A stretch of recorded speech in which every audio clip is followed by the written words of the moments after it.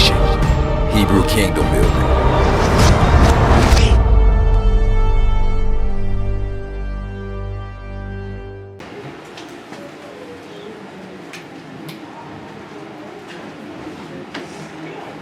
Yeah, let's start with Exodus 25. Let's start with Exodus 25, and we'll just start with verse 1. It's not on there, y'all. That's my bad. Exodus 25, we'll start with verse 1. Exodus 25, verse 1.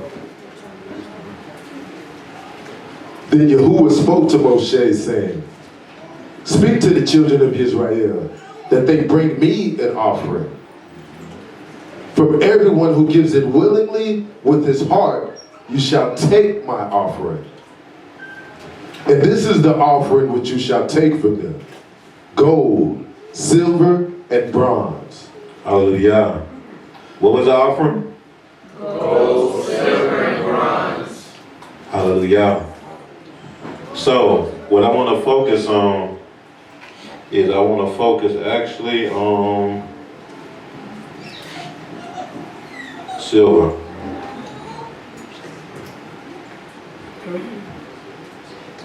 I want to actually focus on silver.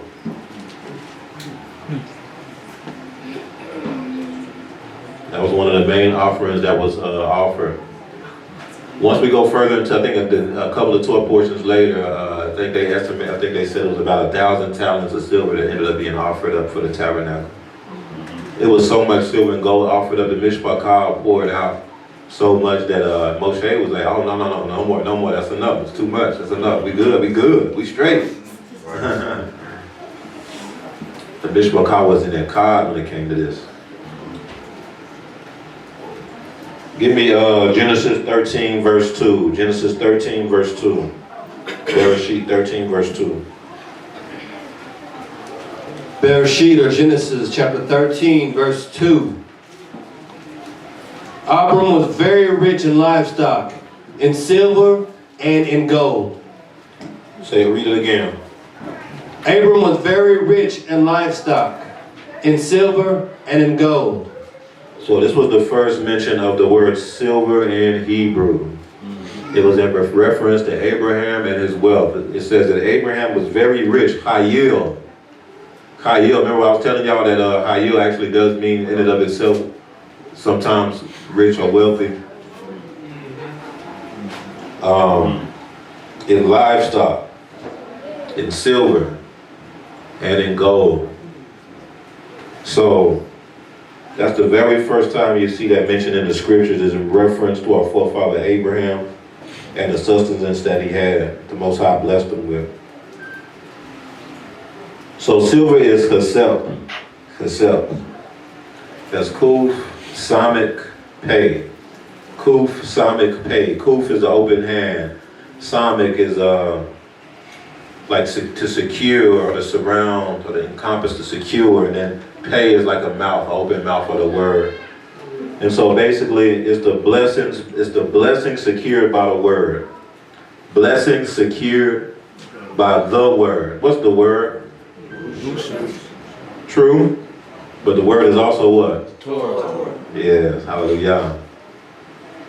Blessing secured by the word. And y'all like, well, how does that work? Silver. Well, let's look.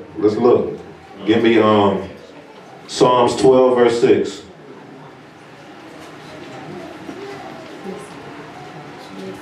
Psalms 12, verse 6. Psalms 12, verse 6.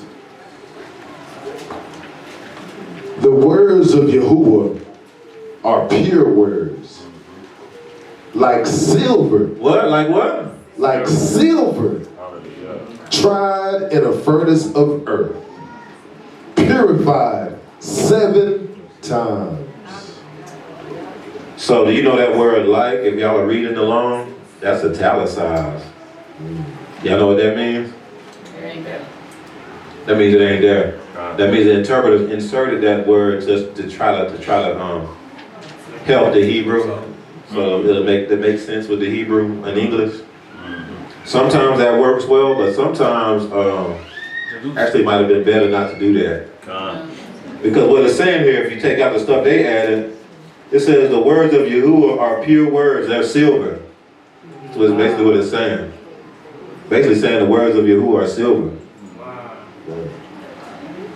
So it goes right back with what it's saying. The blessing secured by the word. Blessing secured by the word. Give me,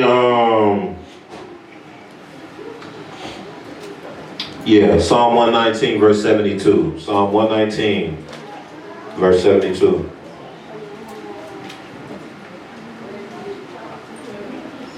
Psalm 119, verse 72. The law of your mouth is better to me than thousands of coins of gold and silver. Say it again. The law of your mouth is better to me than thousands of coins of gold and silver. So, this is Psalm 119. This is about the Torah. This is about the Torah. That's what it says. The Torah of your mouth. Talking about the Torah of Yahuwah. If anybody knows about Psalm 119, that's the great chapter about the Torah. The longest chapter in the scriptures, I believe. One of my favorite chapters in the Bible. It's about the Torah. And he says he's associating the Torah with silver. Y'all see that? Again, it goes back to what it's in the word. It's in the word for silver. Give me Proverbs chapter 2. And we'll read 1 through 6.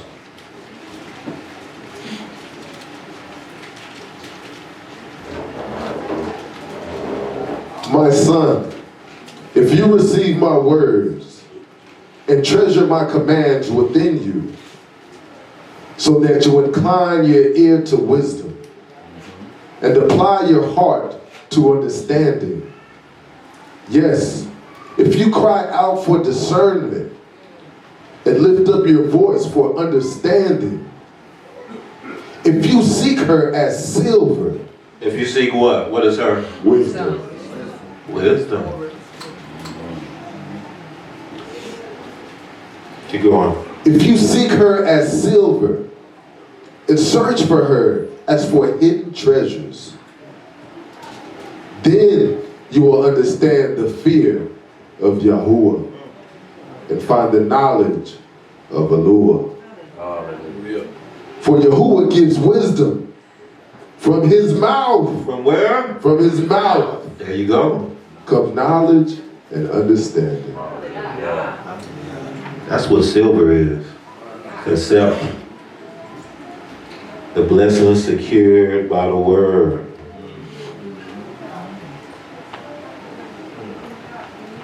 See, real silver is secured by the word of Yahuwah.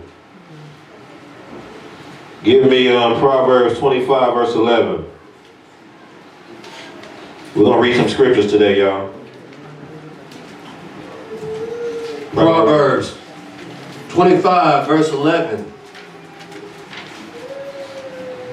A word fitly spoken is like apples of gold in settings of silver. Right there. Right there, right in our face. Give me Proverbs chapter 3, and then we're going to read 13 through 18.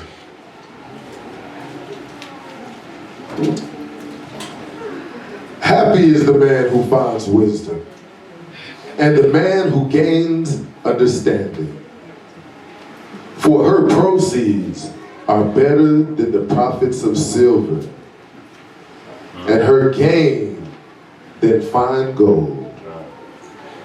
She is more precious than rubies, and all the things you may desire cannot compare with her. Length of days is in her right hand. In her left hand, riches and honor. Hallelujah. Keep going. Her ways are ways of pleasantness, and all her paths are peace. Shalom. She is a tree of life to those who take hold of her. and happy are all who retain her. What are they talking about here? Wisdom. Y'all, what is wisdom? Say it again. Come on, y'all. In the Torah, the tree of life, in the Torah will give you the length of your days. Ain't that what it say in the scriptures? Chagma. Remember we talked about that a couple of Shabbats ago about in the Torah, what do you have to have in order to be able to judge based off of Torah? Hakam. That's the same. That's the word derived from Hakma. Hakam. You have to have that wisdom. I can't remember what they translated that in English. Hakam. That was just the root word for wisdom, for Hakma. Yeah, y'all remember? Y'all know what I'm talking about? Yeah. Okay. I think it was understanding. Yeah. Oh, wise. They said wise, yeah. So there you go. Let's do Proverbs chapter 8, verse 10 through 11.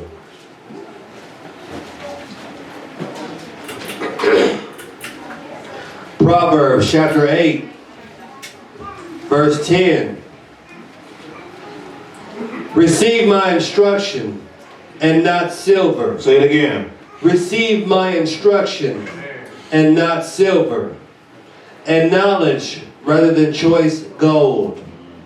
For wisdom is better than rubies, and all the things one may desire cannot be compared with her. What also means instruction? Torah. Yeah. Receive my Torah and not silver. I know that's not Torah in Hebrew in that specific time, but they're still synonymous.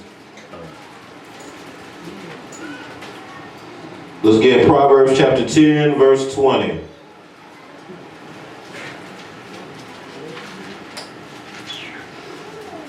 The tongue of the righteous is choice silver. Say it again.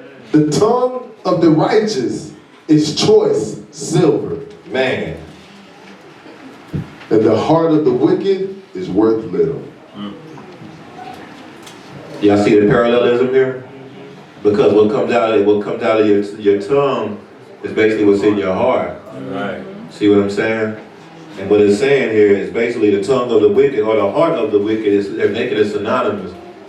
It's worth very little. That's that copper or something. That's that rubbish. That's that wood. That's that wood. That's that stuff. But the tongue of the righteous, that's money. That's silver. That's a big deal because that's why it's so important to be in a set-apart assembly. That's why it's important to build with your brethren, to get with your elders when you need guidance on things, because that's more valuable than money. That's more valuable than money. Because wisdom gonna strengthen, gonna lengthen your life. Money don't mean nothing if you're not alive, right? We know that, huh? Anybody who grew up in my generation, we knew a lot of people growing up who had a whole lot of money and didn't last long at all. Had a whole lot of money, but there was no wisdom there, so no Torah whatsoever there. Didn't acquire the money by every way the money was acquired was against Torah. So guess what happened? See what I'm saying? Yeah. So we need to understand that money is not everything. This is coming from, I'm reading this from Proverbs. We know who wrote Proverbs, right? This is someone who had a lot of money. So what better person to get that wisdom from than someone who had it all? Right. Hallelujah. Let's do Proverbs 16:16.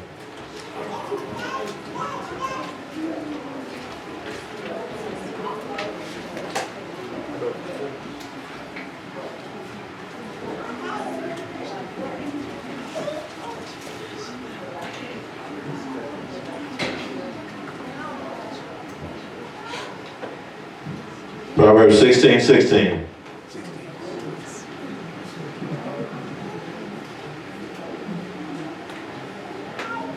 Proverbs 16:16. How much better to get wisdom than gold, and to get understanding is to be chosen rather than silver. So I think we drilled that point home, huh? That money, silver, kasep. Now, this is, I say money because kasep, actually that Hebrew word kasep for silver is synonymous with money in the scriptures. Our people, generally speaking, use silver as money. You don't really see gold very often used as money in the scriptures. This gold is usually more like used to build things, is used as, like the treasure things, maybe to hold, but primarily as far as the day-to-day exchange for goods and services, it was silver, kasep. Let's look at some things, y'all. Let's go back here. Let's go to Exodus chapter 21. This was from last week's Torah portion. We read this, Exodus chapter 21.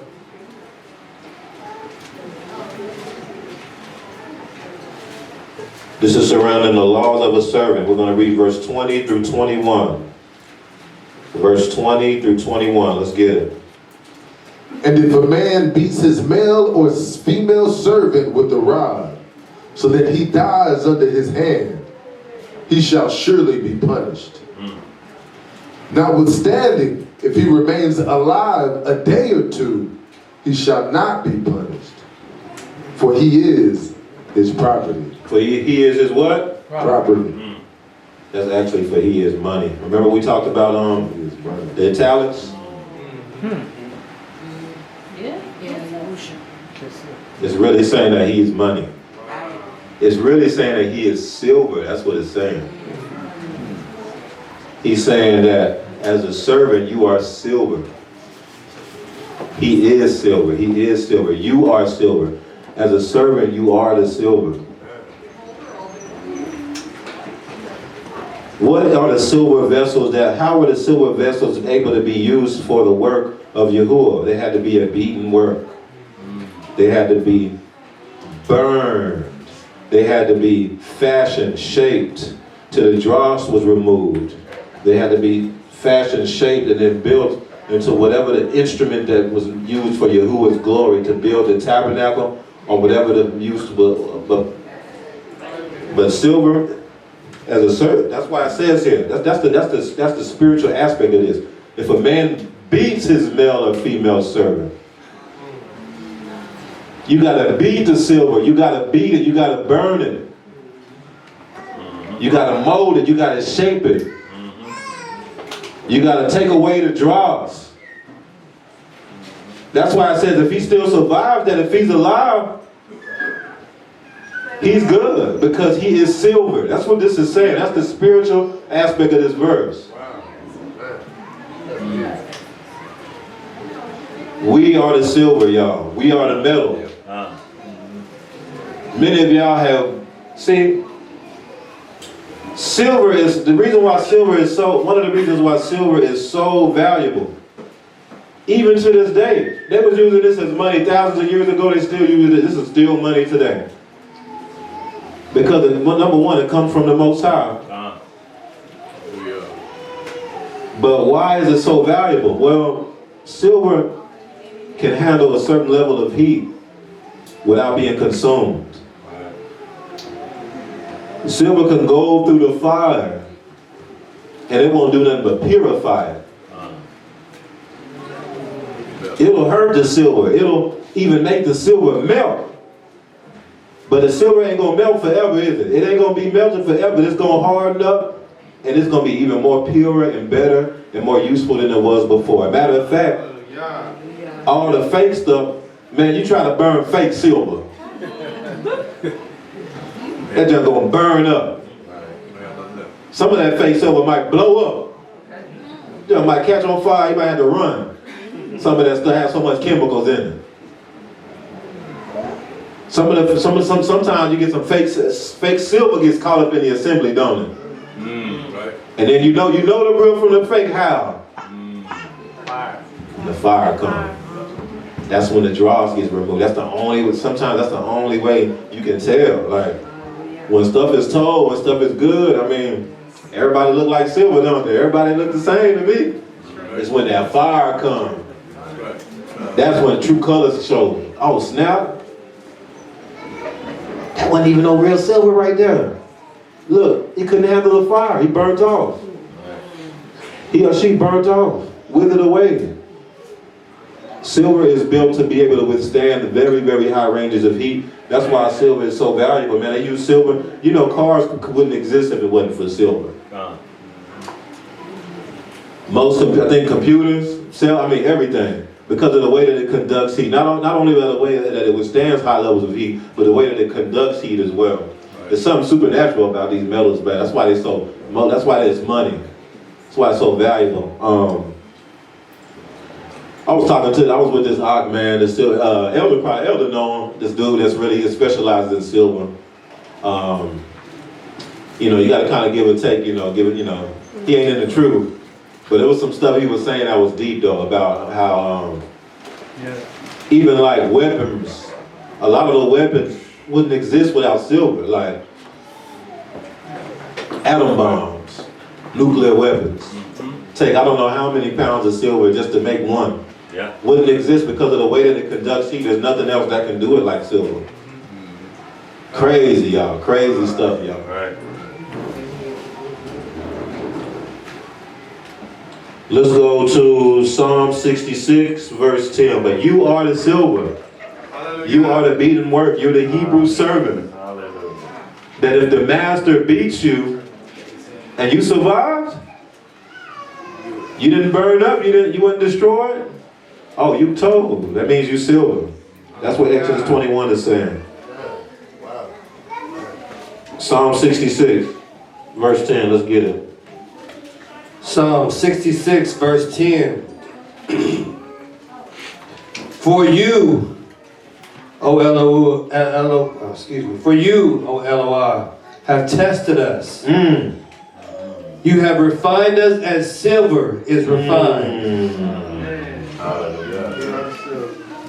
We're the silver.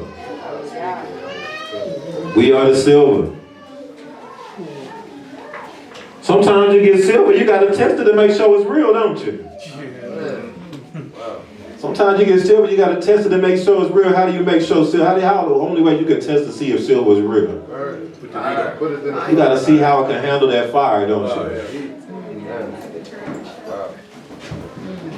I remember back in the day, you'd be watching a movie. I ain't never did this in real life. People would get the gold or the metal. They'd be like, yeah. They'd be like, you gotta bite it. You gotta put pressure on that mud to see if it's really real. See what I'm saying? Some of y'all actually realized that y'all didn't really know if y'all were real or not. Y'all didn't realize y'allself was real until that fire came upon you. And you see that you're still here. You're like, oh snap! All praises to Yahuwah. Let's get Proverbs chapter 17, verse 3.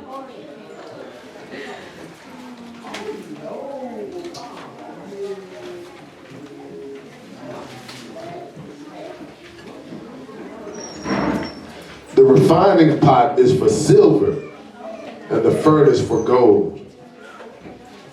But Yahuwah tests the hearts. There you go. Remember what we were talking about? What hearts is basically a word? Your word, your speech. Out of the heart. Issues of life. Yeah, bring it out, Elder. We saw that in the parallelism in another verse we read, how the heart was almost synonymous with a word, and it was compared to silver. The refining pot is for silver, and the furnace for gold. But Yahuwah tests the heart. So it's literally associating Yahuwah testing your heart with the refining of silver and gold. All right, let's get Psalm 12, verse 6. Psalm 12, verse 6. Psalm chapter 12, verse 6. The words of Yahuwah are pure words, like silver tried in a furnace of earth, purified 7 times. I had to bring that out again. I had to bring it out again. Give me Exodus chapter 30, verse 16. Exodus 30, verse 16.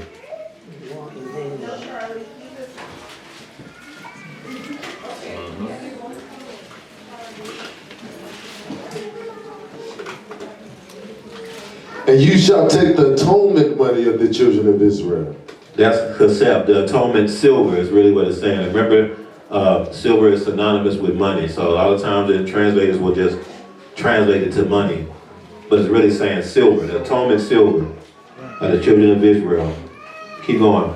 And you shall take the atonement silver of the children of Israel, and shall appoint it for the service of the tabernacle of meeting, that it may be a memorial for the children of Israel before Yahuwah. To do what? To make atonement for yourselves. So the silver was atonement for you. That's showing that you're the silver. There was an atonement, and we'll read this in I think it's in a couple of Torah portions. There was a shekel everybody had to give as atonement for themselves. It's showing that the silver is you. That was how they counted you. You see what I'm saying? Leviticus 22, verse 11.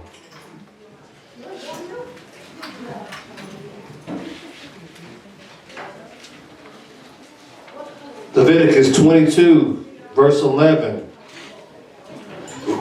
But if the priest buys a person with his money. But if the priest does what? Buys a person with his money. Y'all remember when we talked about this before? Buys a person with his silver is what it's saying. We talked about this verse before, but I want to read this verse again, and I want y'all to look at it now from what we've just talked about. But if the priest, keep going. But if the priest buys a person with his money, he may eat it. And one who is born in his house may eat his food. So, the person that the priest buys with silver can eat of the offerings. Because he's been atoned for. He's been redeemed. He's been purchased. But it had to be the silver to get him in there. He can eat the holy offerings. Let's look at Genesis 17:13. The seed of this principle goes back to Abraham, I submit. Right here, Genesis 17:13. He who is born in your house, and he who is bought with your silver, must be circumcised. And my covenant shall be in your flesh for an everlasting covenant.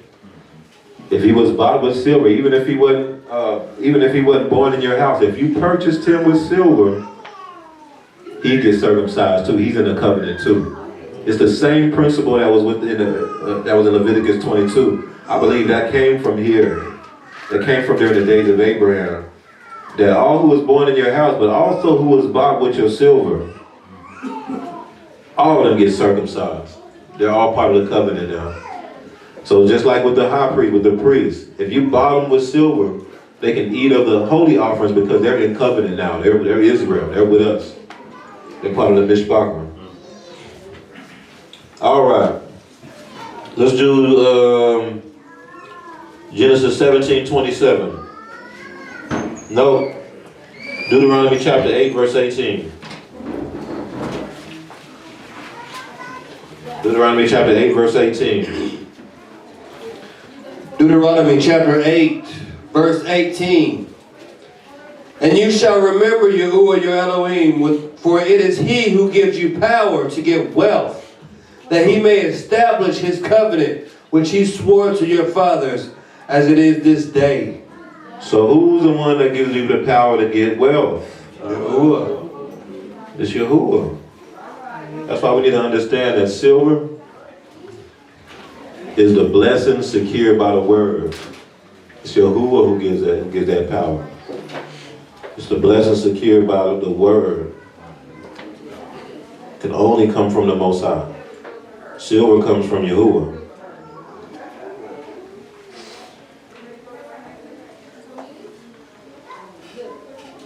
This is One way that silver looks, coming fresh out the mountains, fresh out the mine, mined silver, full of impurities, full of all other kind of stuff, mixed with all kind of other limestone, all kind of other stuff. Man, bring it out. Bring that out. And they have to burn it. They have to put it in a furnace. Right. Melt it all the way down Right. to purify. Get all them impurities out. They can't stand the heat. I was talking to somebody just recently, man. They was like, man, I came in this awakening, man. It's like, it seemed like, man, stuff just be going left field. Stuff just be, man. Most High might be doing this to you. He might be taking you through the process of turning you from this to that.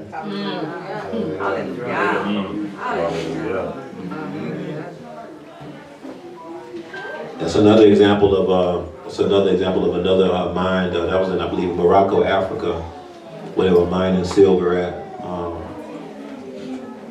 It just looked like a rock to me. I don't know if I could even tell.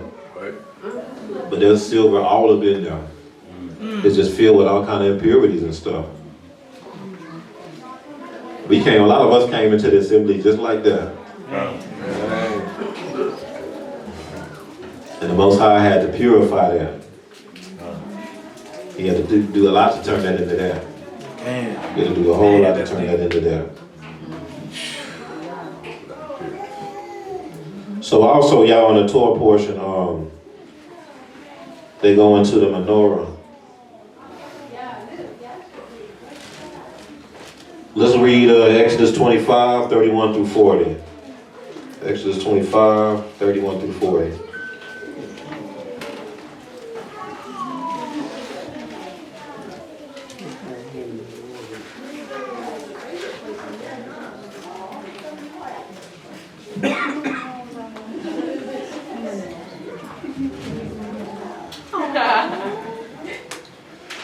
You shall also make a lampstand of pure gold.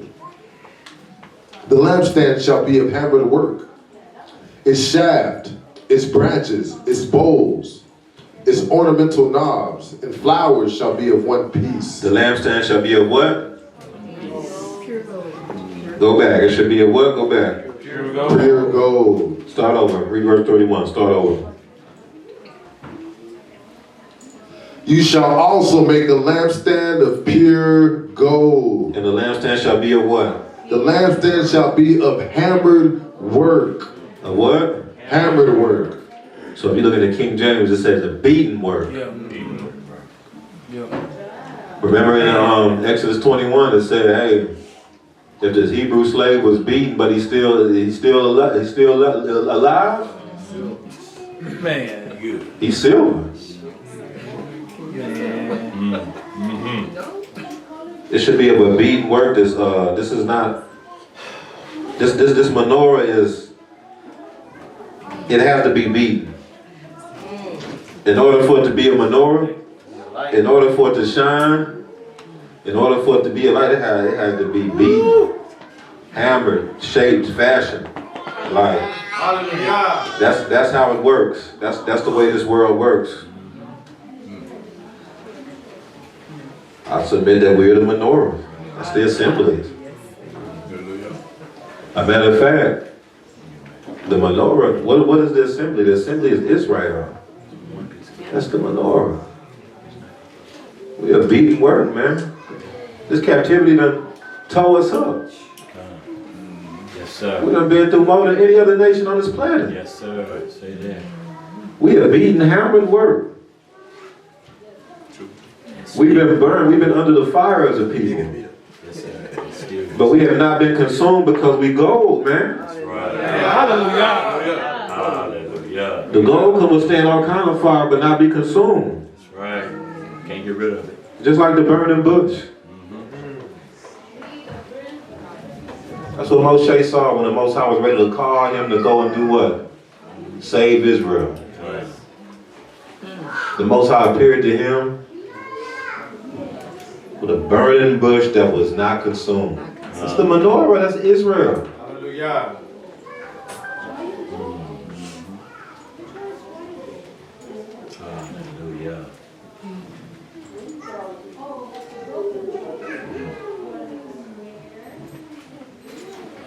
If you go mining for gold, that's how it'll look. That's a little bit better one, but most of the time it's gonna look like that. How you turn that into how you turn that into this? Yeah, skill. That'll take a lot of skill. You're gonna have to do some melting, molding, shaping, fashioning. You're gonna have to do some beating too. You're gonna have to put some muscle behind that. All right, keep reading. Start with verse 32. And 6 branches shall come out of its sides. 3 branches of the lampstand out of one side, and 3 branches of the lampstand out of the other side. 3 bowls shall be made like almond blossoms on one branch, with an ornamental knob and a flower, and 3 bowls made like almond blossoms on the other branch, with an ornamental knob and a flower. And so for the 6 branches that come out of the lampstand, on the lampstand itself 4 bowls shall be made like almond blossoms, each with this ornamental knob and flower. And there shall be a knob under the first 2 branches of the same, a knob under the second 2 branches of the same, and a knob under the third 2 branches of the same, according to the 6 branches that extend from the lampstand. Their knobs and their branches shall be of one piece.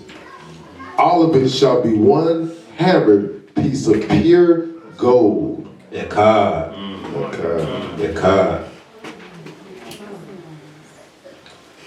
You shall make 7 lamps for it, and they shall arrange its lamps so that they give light in front of it.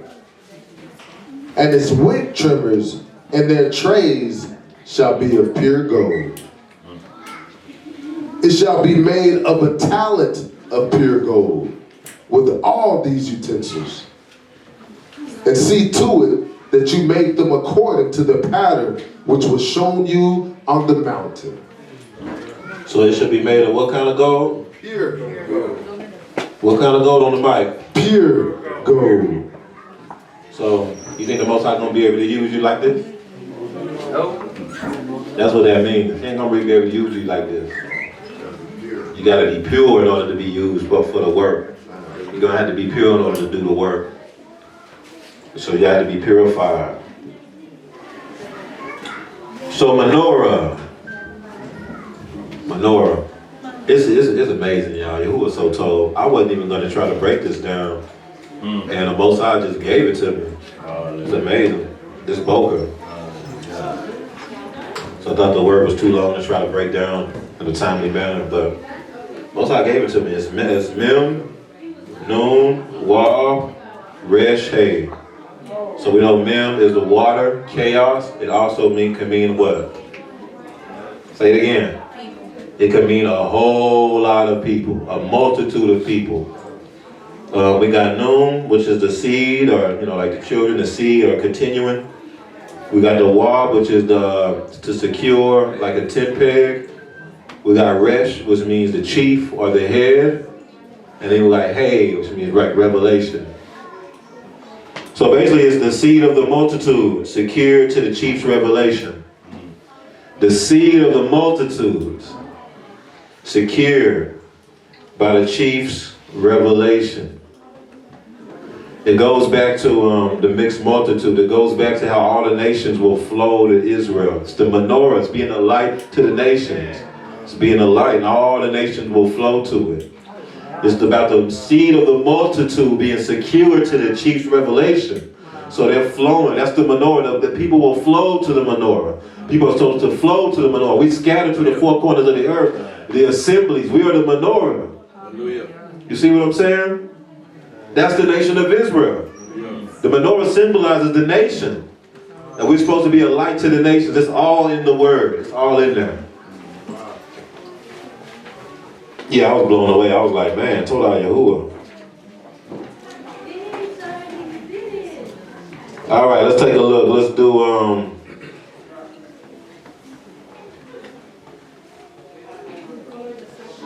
let's do Leviticus 24, verse 4.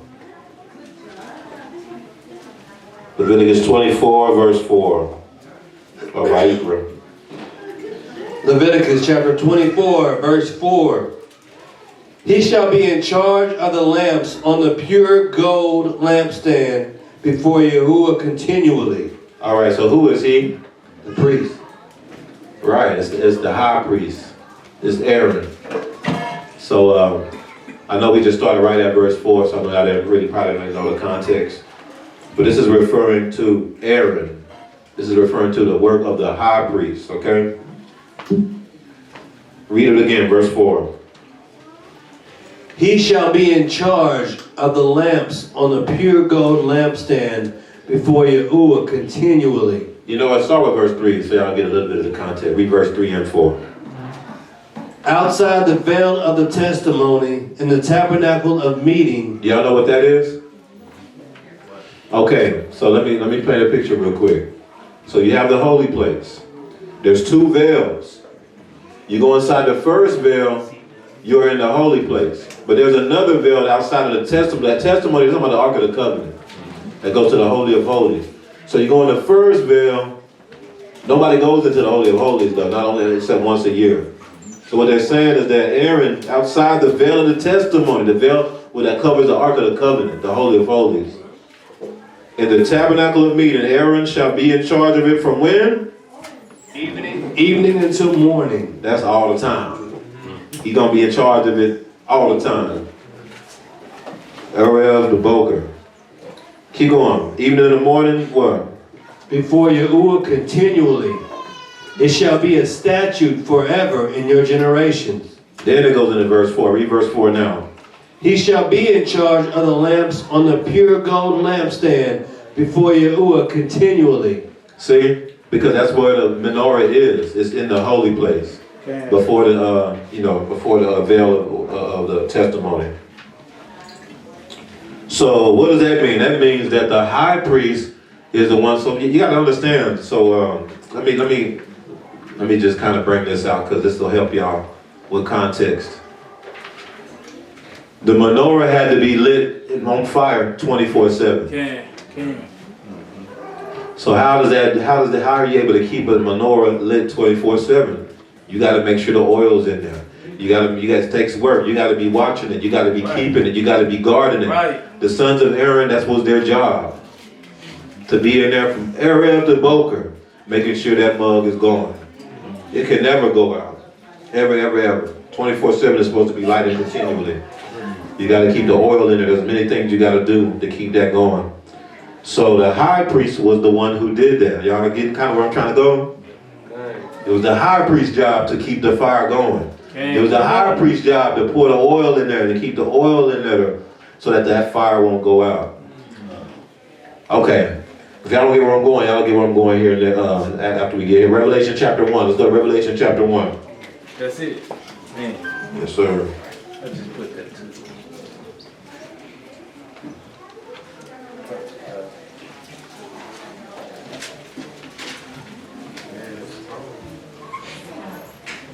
And we're going to start with verse 9, okay? We'll start with verse 9 and we'll end at verse 20.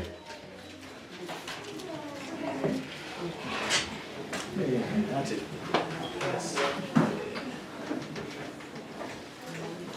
I, Yachanan, both their brother and companion in the tribulation and kingdom and patience of Yahushua HaMashiach, was on the island that is called Patmos for the word of Eluah and for the testimony of Yahushua HaMashiach. I was in the Ruach on Yahuwah's day, and I heard behind me a loud voice as a trumpet saying, I am the Aleph and the Tav, the first and the last. And what you see, write in a book and send it to the 7 assemblies which are in Asia. So, Yachanan or John He was exiled to Patmos. He basically was in prison. That's basically that, you know. That's what the Romans did. Instead of prison, they would exile people to like the middle of nowhere. And so, Yochanan at this time, so hey, when it says the 7 assemblies in Asia, that's like the captivity. That was like the U.S. That was the Roman Empire. They had all them areas, like they call it Asia Minor. But these are 7 assemblies that are basically within the dispersion of the captivity of Rome at that point in time. So keep that in mind. Keep that in mind. Keep going.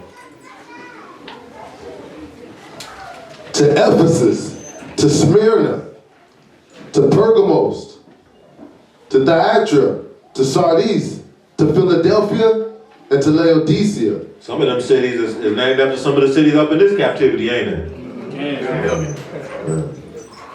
Because this is another Rome. That's why. Verse 12. Then I turned to see the voice that spoke with me. And having turned, I saw 7 golden lampstands. What?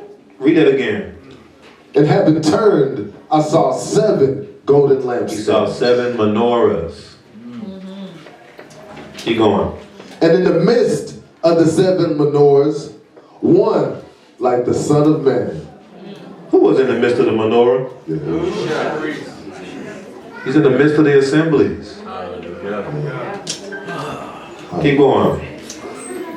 Clothed with a garment down to the feet and girded about the chest with the golden band. He was clean, y'all. He was clean. So why was Yahusha in the midst of the menorahs? Ain't that what the high priest does? That's what the high priest does. He's in there all the time, keeping it, making sure it's good, making sure the oil's in there. If one of them lights start flickering, he's the one who get it back going. So Yahusha, he's in the midst of the assemblies, making sure we doing what we supposed to be doing. Come on, boy. It's his job to come and keep us and guard us and keep us and make sure that light is continually moving. He comes through and he pours the Ruach. When we be in here worshiping Yahuwah, and the Ruach pours upon, that's Yahusha putting the oil in the lamp, in the menorah.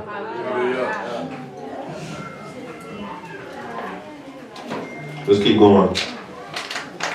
His head and hair were white like wool, as white as snow, and his eyes like a flame of fire. His feet were like fine brass, as if refined in a furnace, and his voice as the sound of many waters. Yahusha, he done been through the fire too. Been refined too. He had in his right hand 7 stars. Out of his mouth went a sharp, 2-edged sword. And his countenance was like the sun shining in his strength. Hallelujah. And when I saw him, I fell at his feet as dead. But he laid his right hand on me, saying to me, do not be afraid. I am the Aleph and the Tav, the first and the last. Yes, yes. I am he who lives and was dead, and behold, I am alive forevermore. Yes, yes, yes. He's been refined. Amen. And I have the keys of Hades and of death. Write these things which you have seen, and the things which are, and the things which will take place after this. The mystery of the 7 stars which you saw in my right hand, and the 7 golden lampstands. Okay, he's telling you the mystery of the 7 menorahs. What does it say? The 7 stars are the malaks of the 7 assemblies. The 7 stars are the malakim of the 7 assemblies. We just talked about that last Shabbat, didn't we? Yeah. That there was a malak assigned to this assembly. Yeah. We just talked about that. And the 7 menorahs which you saw are the 7 assemblies. There it goes. Hallelujah. The menorah is us. The menorah is the assembly. The menorah is the nation. The menorah is the nation. Hallelujah.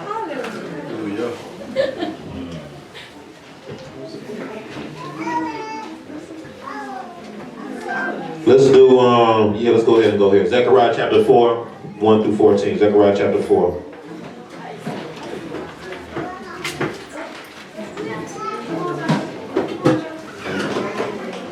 Zechariah chapter 4. You said 1 through 14? Yes, sir. Starting verse 1. Give it about 10 more seconds.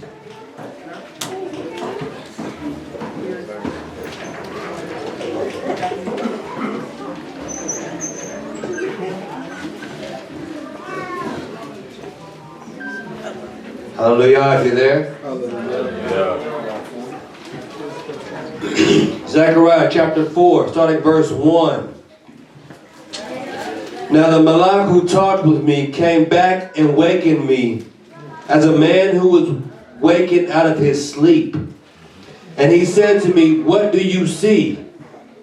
So I said, "I am looking, and there is a lampstand of solid gold with a bowl on top of it.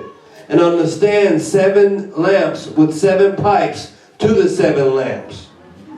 2 olive trees are by it, one at the right of the bowl and the other at its left." So I answered and spoke to the Malach who talked with me, saying, "What are these, my Adonai?" Then the Malach who talked with me answered and said to me, "Do you not know what these are?" And I said, "No, my Adonai." So he answered and said to me, "This is the word of Yahuwah to Zerubbabel, not by might nor by power, but by my Ruach, says Yahuwah Sabaoth. Who are you, O great mountain? Before Zerubbabel you shall become a plain, and he shall bring forth the capstone with shouts of grace, grace to it. Moreover, the word of Yahuwah came to me, saying, the hands of Zerubbabel have laid the foundation of this temple. His hands shall also finish it. Then you will know that Yahuwah Sabaoth has sent me to you. For who has despised the day of small things? For these seven rejoice to see the plumb line in the hand of Zerubbabel. They are the eyes of Yahuwah, which scan to and fro throughout the whole earth. Then I answered and said to him, "What are these 2 olive trees at the right of the lampstand and at its left?" And I further answered and said to him, "What are these 2 olive branches that drip into the receptacles of the 2 gold pipes from which the golden oil drains?" Then he answered me and said, "Do you not know what these are?" And I said, "No, Adonai." So he said, "These are the 2 anointed ones who stand beside Yahuwah of the whole earth." The 2 witnesses. This is about the nation of Israel, the olive trees. Go to Revelation chapter 11. Revelation chapter 11. We're going to read verses 1 through 6.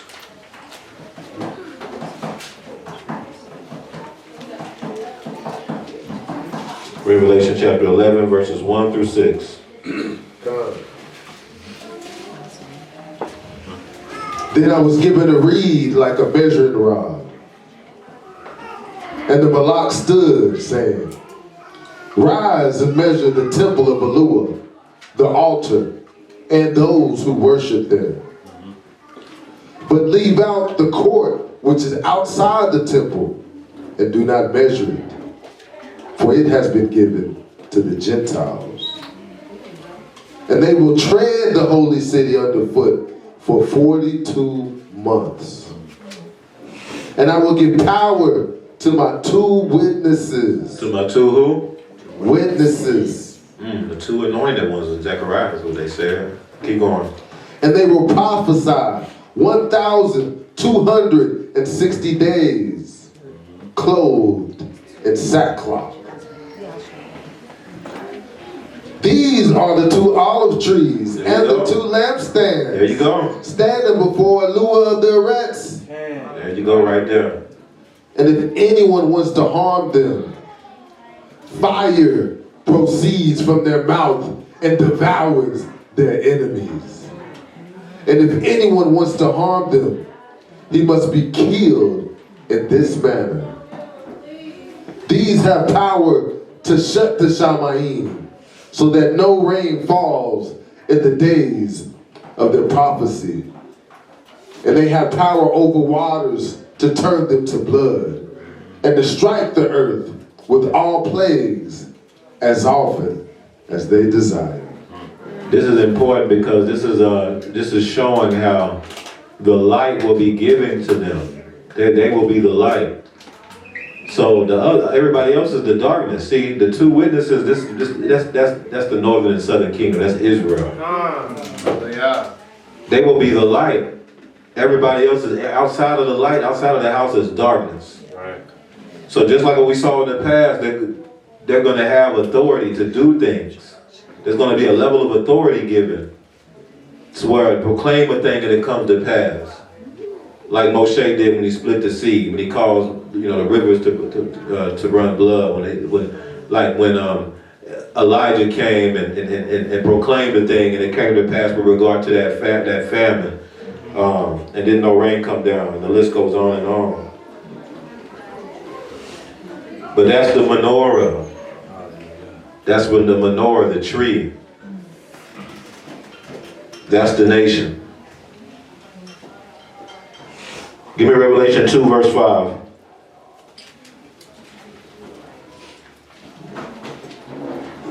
Revelation chapter 2, verse 5. Remember therefore from where you have fallen. Repent and do the first works, or else I will come to you quickly and remove your lampstand from its place, unless you repent. Yeah. That ain't no joke, y'all. Read verse 1, Revelation 2, verse 1. To the angel of the church of Ephesus, write, these things says he who holds the 7 stars in his right hand, who walks in the midst of the 7 golden lampstands. He walks in the midst of the assemblies, y'all. Yahusha was walking in the midst of us during Sukkot, y'all. With us. He walks in the midst of the assemblies, y'all.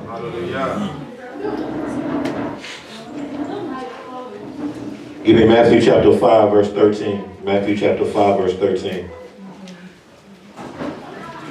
You are the salt of the earth. Wait, give it about 10 seconds. Give it about 10 seconds. Come. Matthew chapter 5, verse 13. Everybody that say come. Let's get it. You are the salt of the earth. But if the salt loses its flavor, how shall it be seasoned? It is then good for nothing but to be thrown out and trampled underfoot by men.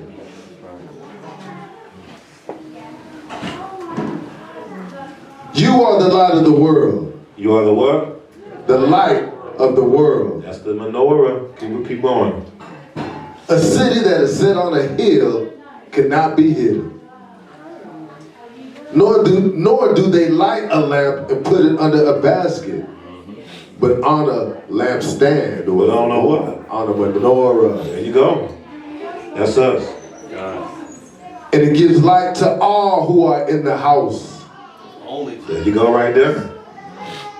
Let your light so shine before men that they may see your good works and glorify Abiyah and the Shamayim. Hallelujah. The Most High, we are a light. The Most High made us to be a light. We are a menorah. He didn't make us to be no light just to be just hidden. He made us a light to shine. And that's just what that is. That's just what that is. So we can't be really too caught up with enemies and things like that. Enemies of Israel. I know some people think it's best, even though they're light, to just hide. No, that's not our function. We are menorah. So we're gonna shine bright. All praise to Yahuwah. Luke chapter 8, verse 16 through 18.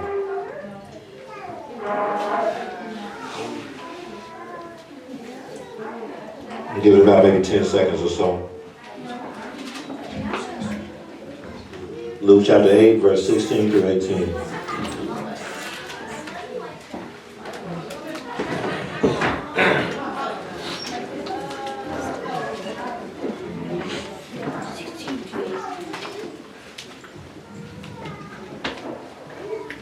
Hallelujah, if you're there. Hallelujah.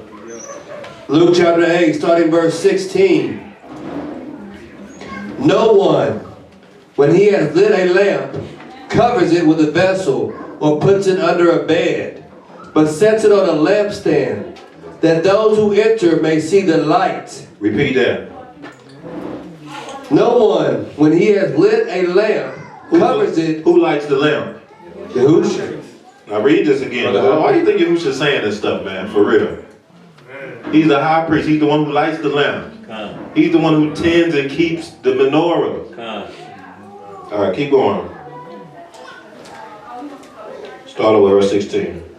No one, when he has lit a lamp, covers it with a vessel or puts it under a bed. Hallelujah. But sets it on a lampstand, that those who enter may see the light. Man. Hallelujah.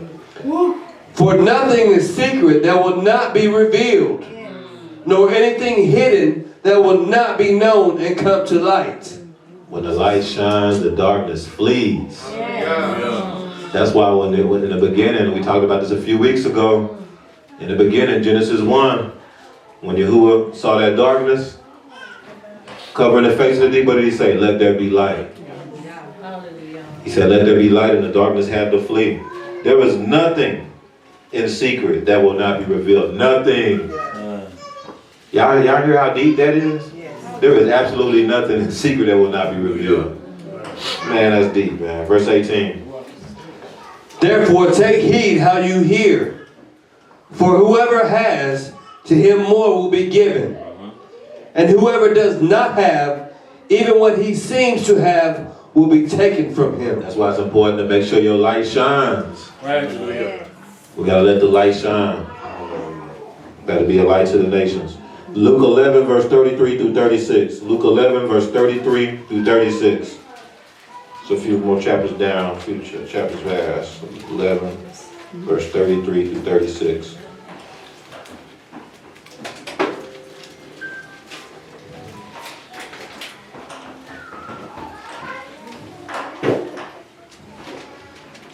No one, when he has lit a lamp, puts it in a secret place or under a basket, but on a lampstand, that those who come in may see the light.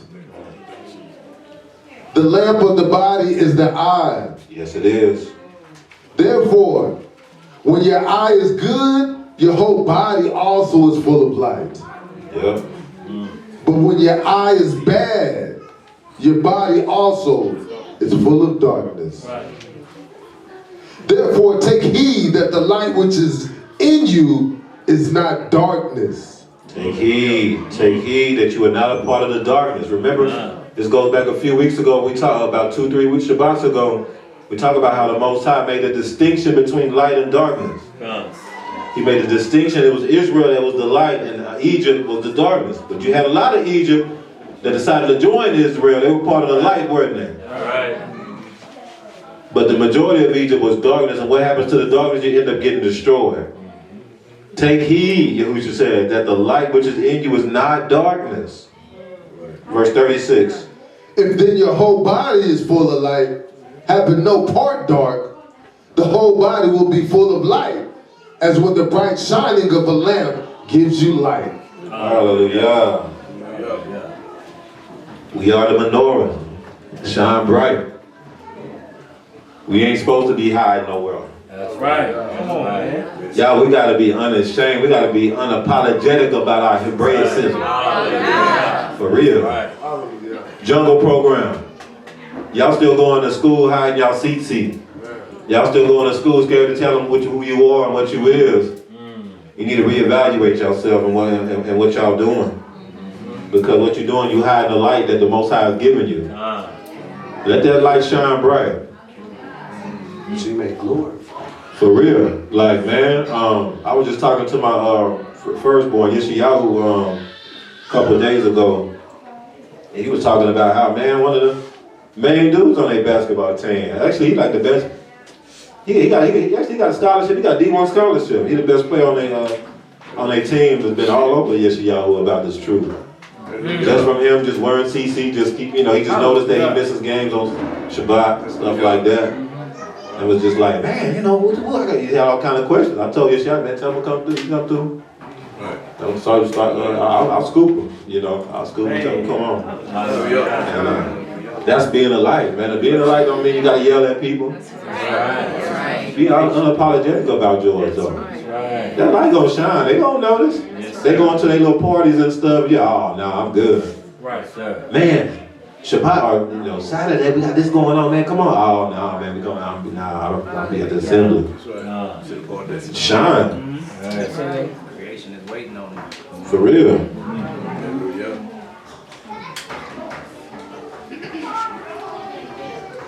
All right, the last part we're gonna cover, y'all. We almost done, y'all. You good.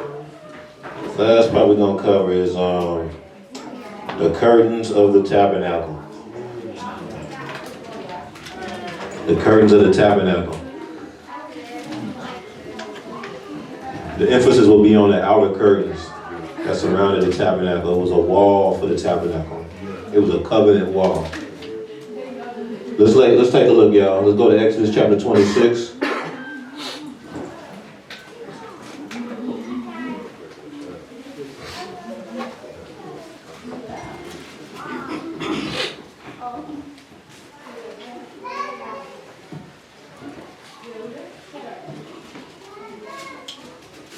Exodus chapter 26. Let's start with verse 1. Let me know when everybody gets there. We're going to read through verse 14. Exodus chapter 26, starting verse 1. Moreover, you shall make the tabernacle with 10 curtains. How many? 10 curtains. How many? 10 curtains. Keep that in mind. Keep going. Of fine woven linen, and blue, purple, and scarlet thread. With artistic designs of cherubim, you shall weave them. All right. These are the curtains that surround the tabernacle. And there has to be 10 of them. So the Most High did that for a reason, I believe at least. Because the number 10, that's covenant. That's a covenant relationship. That's the commandments, the 10 commandments. Remember, the 10 commandments was a ketubah between Yahuwah and Israel. So that's the connotation of a covenant relationship, of a marriage covenant, of marriage, of obedience. Because what are the commandments about? Everything you say we will do. It's about obedience. When the Most High said that I need the asar offering, the tithe, that's the number 10. That's the 10. It literally means 10. Because why? It's about obedience. That's what that number symbolizes. It's about obedience and it's about covenant, because he only wanted the tithe from his covenant people. He only wanted that from his people. He didn't want a tithe from the heathen. He asked for those he was in covenant with for a tenth of everything that he's given them to give back to him. So you got the 10 commandments. You got the tithe. You got the obedience is in their marriage covenant, etc., etc. That's 10 of those curtains to surround the tabernacle. That'll make a wall for the tabernacle. Okay, keep that in mind. Let's keep going. The length of each curtain shall be 28 cubits, and the width of each curtain 4 cubits. And every one of the curtains shall have the same measurements. 5 curtains shall be coupled to one another. Shall be what? Coupled to one another. And the other 5 curtains shall be coupled to one another. So what it's really saying is that five curtains should be in unity, Isha, a cozy. That's what it's really saying, y'all. It should be in unity for the wives and the sisters. That's what it's saying. It says to one another. That's not really what it's saying. That was really, I really believe it was the English translators again trying to do their best to make it make sense. Because it kind of almost like, what? 5 curtains shall be in unity, Isha, and a Kodi. Or a Kotam. Or a Kota, yeah, with a hay at the end. It's Isha, wife, sisters. Wow. That's what surrounds the tabernacle. Look, y'all. Torah Rebirth says for this. I forgot to do a slide for this, so I got a code here hooking me up. So that's the word for a code right there in Hebrew. Y'all see that? She really kind of smiled, but y'all, you know what I'm saying? So you got the Aleph head, the Wav, and the Tav. We know what Og mean, don't we? What does Og mean?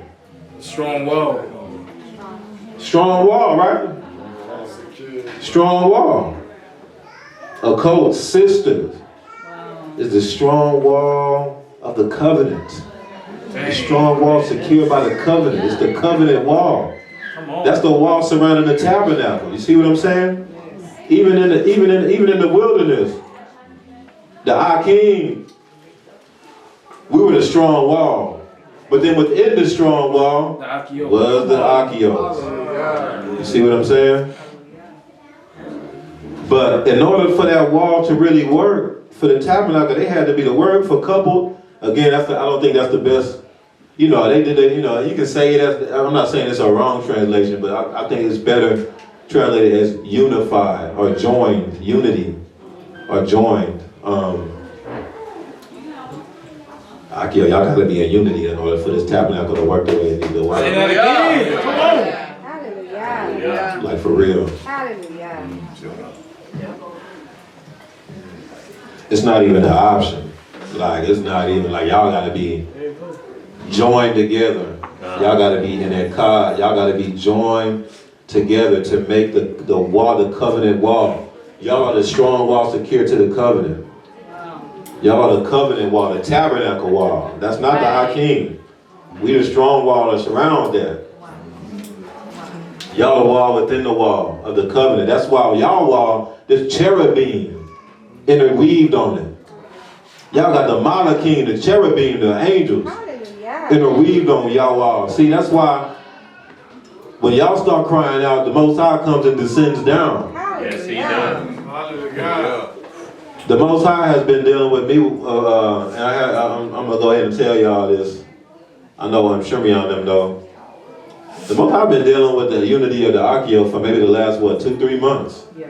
Like how important it was and how it's not even an option. Like, and he was even holding me accountable for some of the stuff. You know what I'm saying? So he gave me some things to do. You know what I'm saying? Because the Archeo have to be in that car. Y'all can't. That ain't no option. Right. For the assembly, you all have to be unified. God. Because you all are the strong wall. Y'all are the covenant wall. That's good for it. Y'all are the covenant wall. It's very interesting that Uriah has sent this message earlier. I'm going to read it. She ain't even know nothing about nothing I was about to talk about at all. Let me read this here. Man.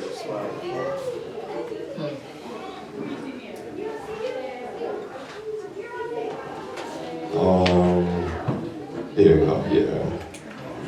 So here we are, just randomly sent this. Dang, where'd they go? How did I miss it? Did she delete it? Oh, there you go, okay, I found it. She sent this at 12:11. I was literally wrapping up everything, trying to get over here on time. She said, it is time to put aside our differences, Right. if there are any, and how we expect kingdom building to look. We are Kodesh and the Ruach dwells in us. Forget about your way and your trauma. It's not about us. Not wanting to let go of your past. Repent and turn back to trusting Ab Yahuwah and Adonai Yahusha. Wash your garments and be made clean. Yeah. Majahaba mishpakah. Have mercy upon us, Yahuwah, for leaning to our own understanding and not loving each other and for taking you for granted. Hallelujah. Akio. Take heed. Whatever issues you have, just resolve it. Take a L if you have to. Hey, just take a L if it's for the sake of the unity of the Akio. That's good. That's good. Just take the L. That's good. That's straight Torah. Turn the other cheek if it means that for the sake of the unity of the Akio. Right. That's right. Y'all are the house.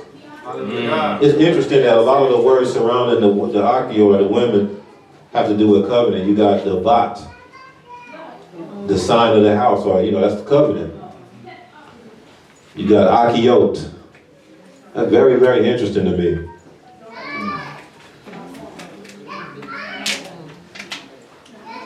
Let's go to Proverbs 1 verse 8.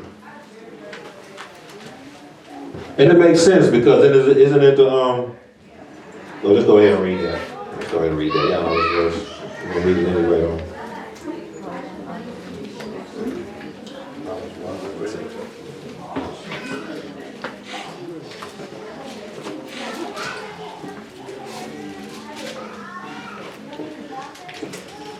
My son, hear the instruction of your father, and do not forsake the law of your mother.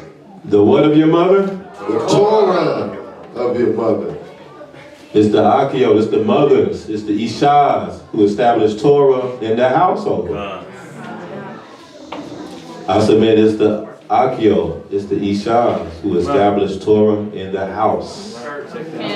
See, we the ones doing all the work. You're reading about how the priests are going, they're working, they in there doing this and that. They making sure that the menorah's told. They making sure that the instruments they building it, they shaping it, they fashioning it, etc., etc. Where the Akio? They right there. They the ones who's establishing these things. They are the house. They're the walls. They are the sign of the covenant. That's it. They're the sign on the strong wall. They're the sign. They're the sign that's on the strong wall. You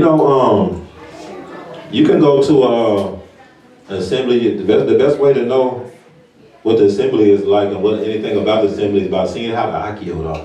Right. Right. They're the sign. Right. They're the mark. They're the sign of the house. Bots. Right. The sign of the house. See how the Akio doing.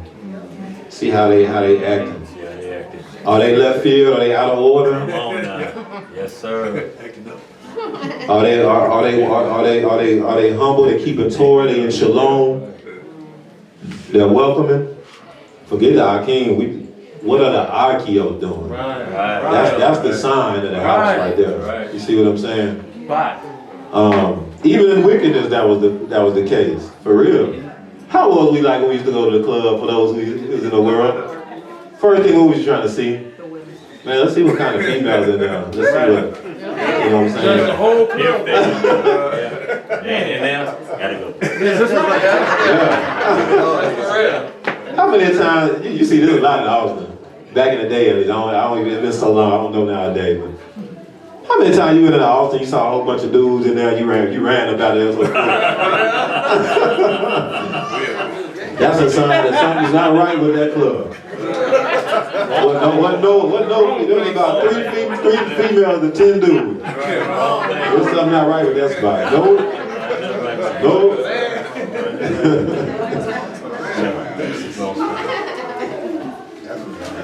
They are the sign. Proverbs chapter 6, verse 20 through 23.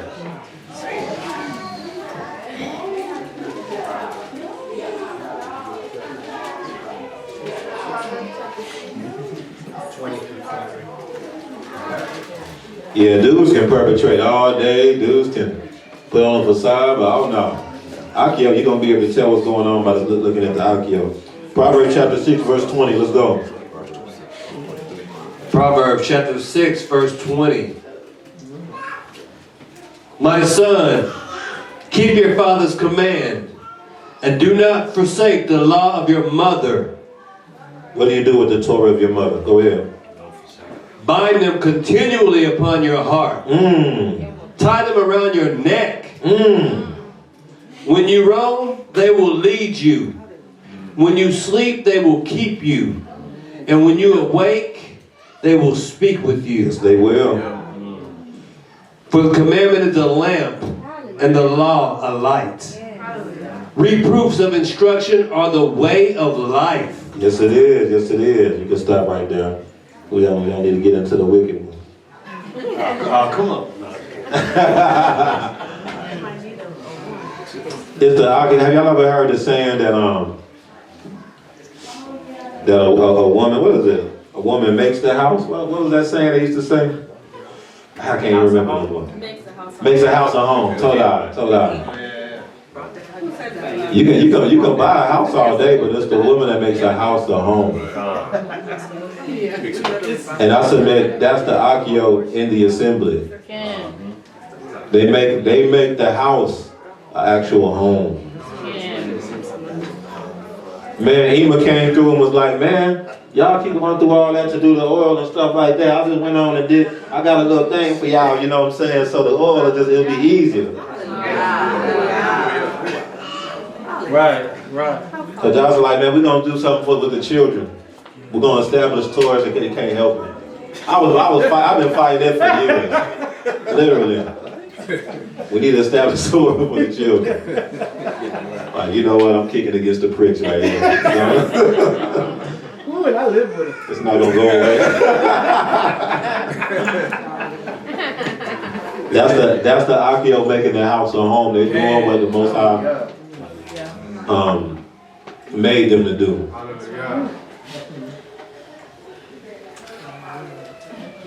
Let's go to Proverbs 22, verse 9.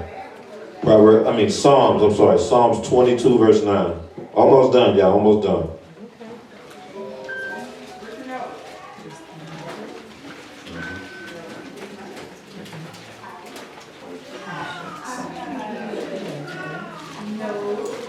Psalms chapter 22, verse 9.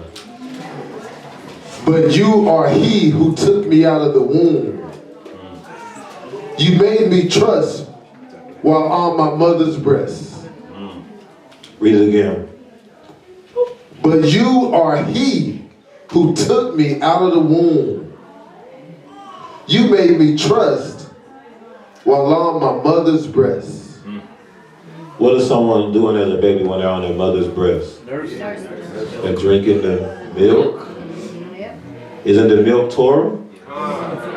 It's the mother who establishes Torah in the house. See, there wasn't no infamil or nothing back then. No, if you was getting milk, it was from your mother's breast. It was your mother was the one who gave the milk. She was the first one. The milk of the word, the Torah. She's the one who gave Torah to the children. She's the first one to establish that in the household. Then you get a little older, then you can kind of transition into solid food. You know what I'm saying? You can get into the solid stuff. That's where dad comes in.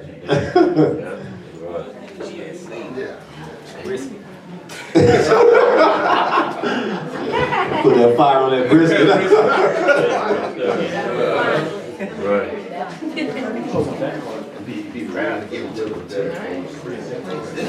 I already submitted. That's why the Torah is.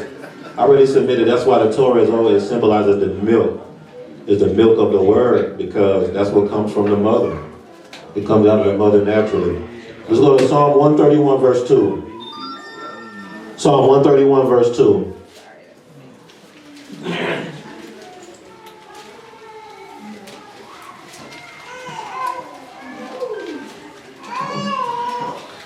Psalms 131, verse 2. Surely I have calmed and quieted my soul like a weaned child with his mother.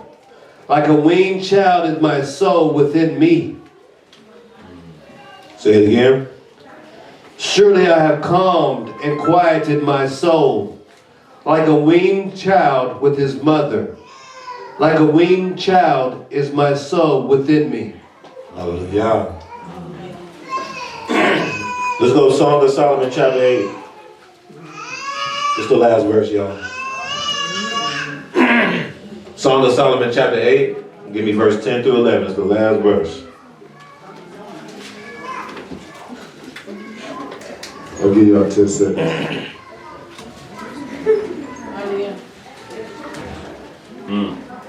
About 5 more seconds.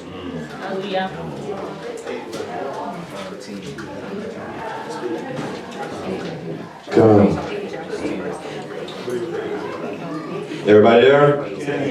Y'all probably already see it. First, Song of Solomon chapter 8, verse 10 through 11. I am a wall. Wait, hold on, what? Wow. There you go. I am a wall. There you go. I am a wall. In my breast, like towers. Then I became in his eyes as one who found shalom. Solomon had a vineyard at Baal Hamon. He leased the vineyard to keepers. Everyone was to bring for its fruit 1,000 silver coins. Come. She's a wall. That's the Akio. That is the Akio. One more verse y'all forgot about.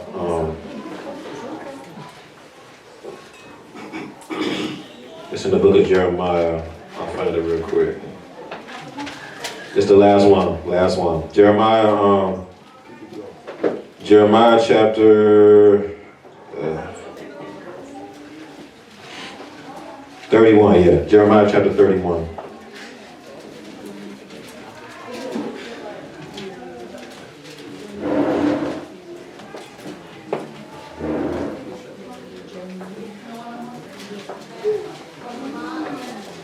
Let's read verse 22.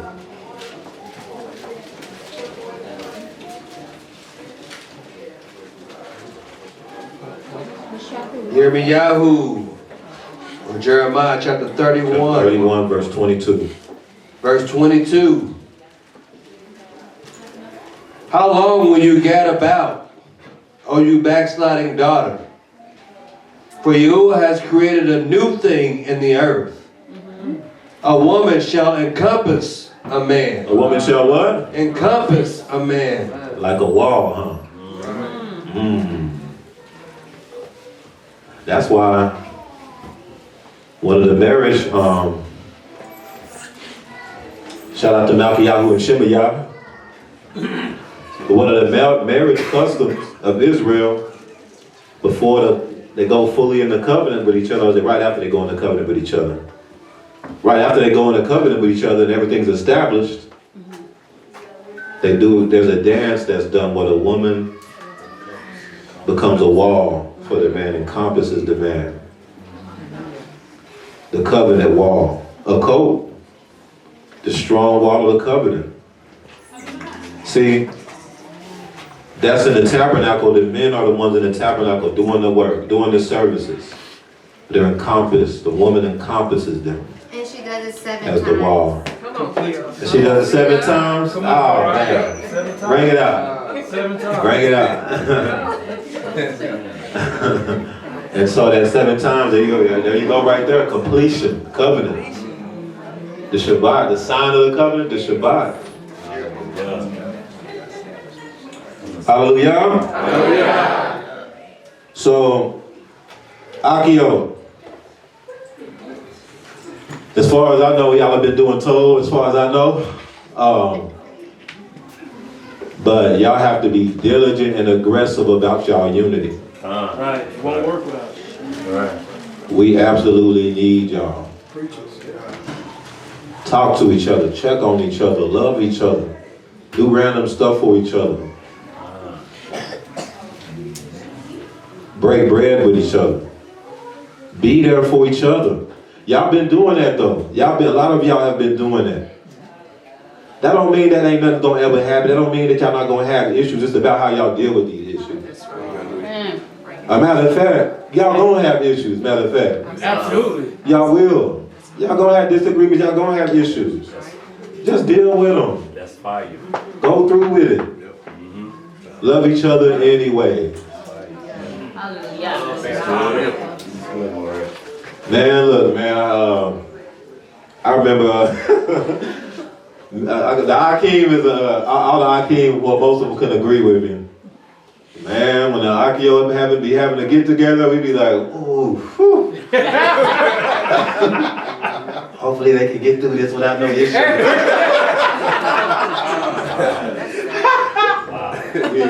we be on pins and needles like, how'd everything go? It was good. I'll pray to the Most High.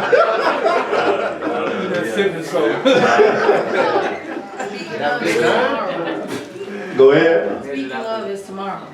Yeah. There you go. They got an event tomorrow. Everybody just got nervous. They got That just means it's a timely word. Hallelujah. Hallelujah. Man. As long as Yahuwah So- and Yahusha in the forefront, it won't be no issues. It's Oh, when yeah. self gets in the way. That's When right. we're operating in the carnal, we have problems. But when the Ruach dwells, You see, you need a mic. What? Yeah, right. You need a mic.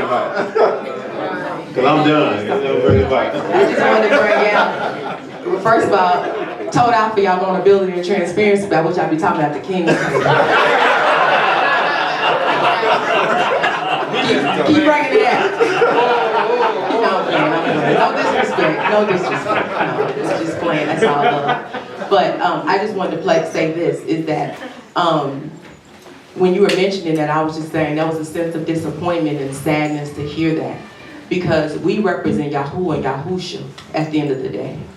And when we don't operate in such, it's a disservice and a dishonor to his name. When we're operating in the carnal, you're going to always have misunderstandings. Always. But when you operate in the Ruach, then you know that I know, as I'm in the Ruach, that this Akio has the best intentions for me. Purely loves me and is looking out for my best interests. So with that lowers my wall. And I'm ready to receive this person and the disagreement we had in love, because I know it's coming from a place of love. Even when we have experiences, it's about how did we handle the experience. And we're not perfect, not gonna be right. But when we handle it the right way, according to what we know is right, that is what lowers that wall to say, even though we didn't agree on something, I knew that you were willing to come to me as a sister. And we talked through it. And we got through it. That's what it's about. And then you have to fight even harder, which is not easy, to say, I will not allow this to be a stumbling block. I will not keep this from me opening my heart. Now, that's a process. Because when you dealt with some hurt from sisters, because we know what it's like in the world, when you deal with hurt from sisters, and it's like, okay, I expect that in the world, but I don't expect that in the walk. So how do we get past that? Because I want to trust that you have genuine and sincere intent for me. And that's going to show up in your actions, not your words. I can tell you all day long, I love you. But your genuineness and sincerity is always going to be revealed, which is where consistency and diligence comes in. A consistent person, a diligent person shows that there's pureness of the heart. You know, I know how I am in my personality and the way it comes across, and sometimes I'm misunderstood, misjudged. I have to work even harder. This is the gift, the mantle the Most High gave me. But it helps me to break down walls with others to say, this is why we shouldn't judge a book by its cover. You got to give people an opportunity. But you got to be willing to put yourself in a position to make those relationships work. So when you brought out, like, you know, we were having those experiences where the Akeem are worried about us coming together. It's like a dagger in the heart. Because we are the heart of the assembly. And if we can't get along, that gives access to Hasatan. It gives not only him access to us, it gives him access to our home, because there's a breach. How can we get in here and war and pray and we ain't even a one. What type of sacrifices we offering to the Most High? Let's be honest, because that's the only way we're going to grow. We got to be honest. It's good to say, we got to do this, we got to do that, but we ready to put in the work. One thing to say, it's another thing to do it. And I pray we really, genuinely, wholeheartedly get there. I really pray we get there, because we all know that many of us here, we don't have, I don't have any natural sisters in this walk. Mikael don't have any natural brothers, but y'all are our sisters. Y'all are our brothers. We spend more time with y'all, we spend with our own family. I see y'all more than I'm around my family and I feel uncomfortable. I was with them yesterday, I'm like, I don't even know these folks no more. You know what I'm saying? They looking at me like, it's something about you I can't put my finger on, but you're different. That's Yahuwah and Yahusha. But I spend more time with y'all than I spend with my own family. That's a sacrifice in this. That's the word manifesting itself. That's the word manifest. And I really pray. And this is something I've been praying, like in the closet, wailing woman, crying out, snot, running, all that. Because that's what nakedness looks like.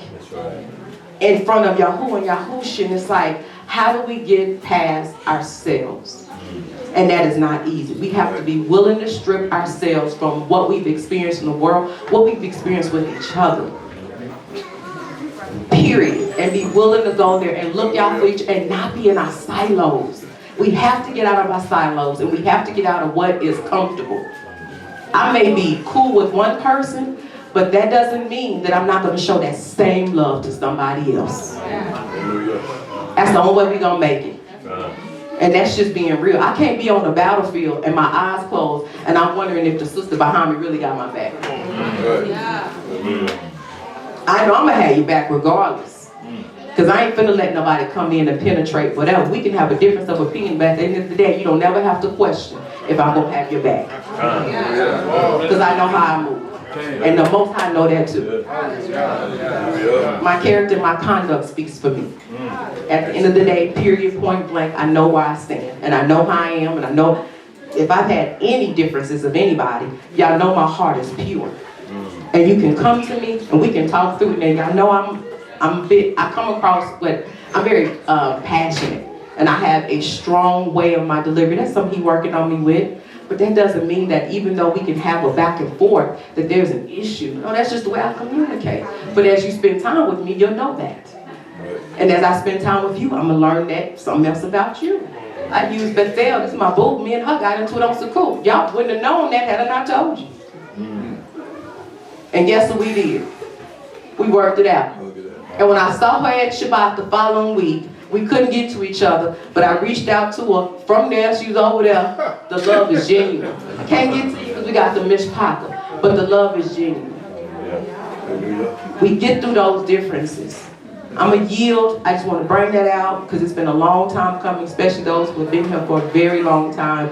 That sounded, did that come across the wrong way? Anyways, those of us that's been here for a long time, I really, this is the season. It is the season for us to get past ourselves. And I'm not speaking to anybody, I'm speaking to myself. There's a season. How can we bring up our bots and we're not even established as Emas, as Akio, and we're your example. Y'all looking at us and we ain't got it right. But goes back to that pineapple. We look good on the outside, but how we look on the inside. Because the Most High ain't nothing hidden. He gonna reveal it all. Whether it be a dream, vision, it's gonna come out. Because it is disappointment, and it's a disservice, and it's a dishonor to him, and he ain't operating in no mess. I yield.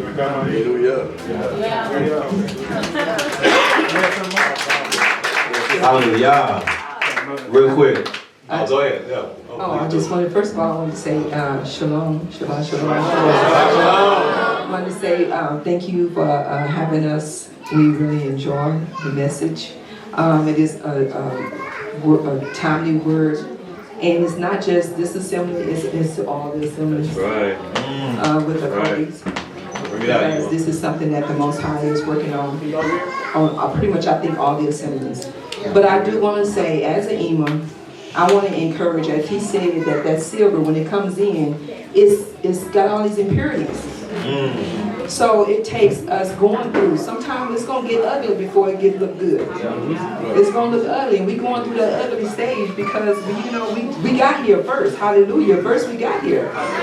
Now sometimes we're going to have to go through looking at our sisters and our ugliness in ourselves and in one another. And what we do about that is that's what's important. So what we do about that is we still love, we still forgive. We don't walk in pride, because where there's pride, there's contention. Like you said, that the word said, if we walk in the light, as he is in the light, then we have fellowship one with another. And that fellowship cleanses us. That's right. We can actually be cleansed and purified through our fellowship with one another. We can come in here, we can be open and transparent, and there is no one can nurture us like we can nurture ourselves. Right. With each other, we can nurture each other, because that's who we are. Right? So the first thing we have to do is love. The first love is patient. It's long suffering, it's kind, it's part of the fruit of the Spirit. So we have to exhibit those things. We have to know that even sometimes somebody mess up, hey, they may be going through something, they may not even be aware of what they've done. They may not be aware of what they say. So, but if as sisters, if somebody even say things or talk out of the way, well, we're supposed to be there and correct.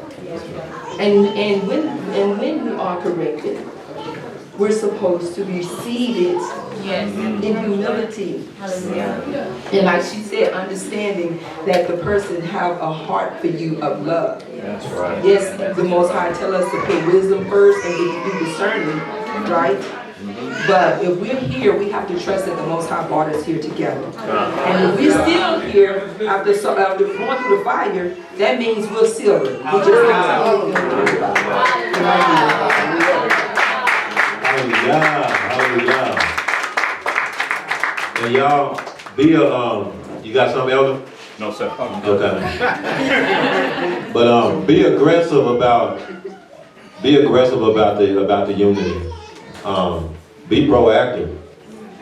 That's what I'm trying to say. Like, call your sister, man. Like, you can't just sit around and do nothing and just be chilling and expect unity to just come out of thin air. Make an effort. It's just like with any relationship. How your marriage gonna be if you ain't making no effort? You just kind of just floating around, just kind of going with the flow. Ain't making no effort. Ain't setting apart no dates. Ain't setting apart no one-on-one time. Ain't setting apart no intimacy time. None of that. It's the same with your occult. Akeem the same way. But it's the same way you gotta make an effort. Y'all, for me, that's I pretty much never really cared about like having homeboys and stuff like that. Pretty much everybody that I got tight with, they reach out to me. I was always to myself. And people would come, would reach out to me, and that's how so I know some of y'all, it's just not natural to make an effort, reach out. Say, hey man, what y'all doing? What you doing this weekend, man? What you do? Let's do this, let's do this, let's do that. Oh, y'all got that going on? Let me come through, let me help you. You know what I'm saying? Whatever. Make the effort though. And watch how things move. Make the effort to be in that car. That means because feelings will come in. Somebody might say something and you might be like, well, she taking shots at me? Yeah, she was taking shots at me. Them thoughts could go all kind of ways, can't they? So it takes a special effort. It got to be aggressive to cast that thought down. You know what? That's right. That's my code. And you know what? We in the set apart assembly of Yahuwah. I love her and I know she got my best interest at hand, so I'm not even going to go there. I cast that thought down in the name of Yahushua.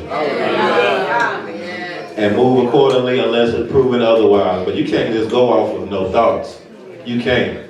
Unless somebody come up to you and say, this is what I said, this is what I meant. That's right. You need to cast them thoughts down. Because 9 times out of 10, it's really all in your mind for real. That's good, all right. You're going off of stuff you went through in the past, and we're not in the past no more. That's good. Trust in Yahushua.